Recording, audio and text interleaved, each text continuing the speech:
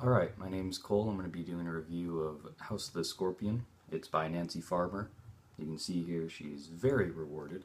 I haven't read any of her other books, but it says she's a three-time Newbery Honor author, meaning she's won quite a few awards for more than just this book. It's more of a sci-fi book set in the future, far enough into the future where there are hovercrafts, but at the same time it's also more of a steampunk future, if that makes sense. There are futuristic things like hovercrafts and things, but there's also still ground-based machines, if that makes sense. And there's a lot of poverty, stuff like that. More of a steampunk theme, if you don't know where I'm going with that. Basically, synopsis real quick. The main character is Matt Alacran. Or Mateo Alacran. It's set in a Mexican culture, sorta. Mateo Alacran is a clone of El Patron.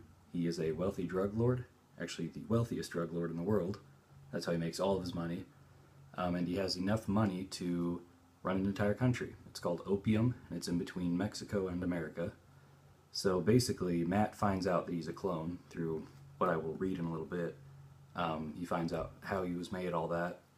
And he eventually finds out that El Patron has had him made specifically for spare parts, as in when El Patron gets sick, he's going to use Matt as spare parts, like a heart, or say he gets in an accident, he's going to use Matt for legs, something like that. El Patron is currently in the book like 110, so he's very old. And he's actually done this previously with clones. Matt's like the third clone, I think, that he's doing this with. But Matt was given special, normal intelligence. Most of the clones, El Patron wipes their intelligence, but he left Matt with intelligence, which was a problem. So Matt figures out he's a clone, and he's going to be used for spare parts, so he runs away and flees the small country, and at first he's going to go north to America, but has no idea where he's going, so he goes to Mexico, which is called Aztlan in the future.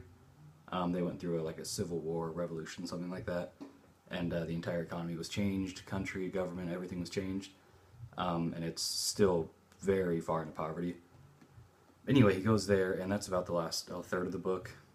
He kind of just adventures through Mexico and gets caught in an orphanage because he actually doesn't have real parents, but they don't know that. But eventually comes back to Opium to figure things out, I guess. That's really where the book ends. But the most important part is when he finds out he's a clone, all the stuff with El Patron. El Patron does eventually have a heart attack, so he needs Matt's heart, and that's when Matt flees the country. I definitely recommend it. I would probably give it a 7.5 out of 10, mainly because of the story. It's fantastic. It's one of my favorite books story-wise, but the writing is kind of basic, really easy to understand, no challenge whatsoever, really. So that's what suits you, go for it.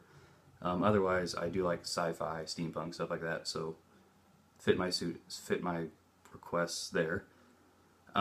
Little excerpt from it. It's when Matt figures out that he is a clone. Am I a machine? Matt blurted out. Machine? Oh no. Then how was I made? Tamlin laughed. If you were a real boy, I'd tell you to ask your big brother that tricky little question. Well, lad, the best way to describe it is this. A long, long time ago, some doctors took a piece of skin from El Patron. They froze it so it would keep, then about 8 years ago they took a bit of that skin and grew it into a whole new El Patron. Only they had to start at the beginning with a baby. That was you. That was me? Asked Matt. It was. So I'm just a piece of skin. Now I've gone and upset you, said Tamlin. The skin was what you might call a photograph. All the information was there to grow a real copy, skin, hair, bones, and brain, of a real man. You're exactly like El Patron when he was 7 years old. Matt looked down at his toes. That's all he was. A photograph. And that'll end the review.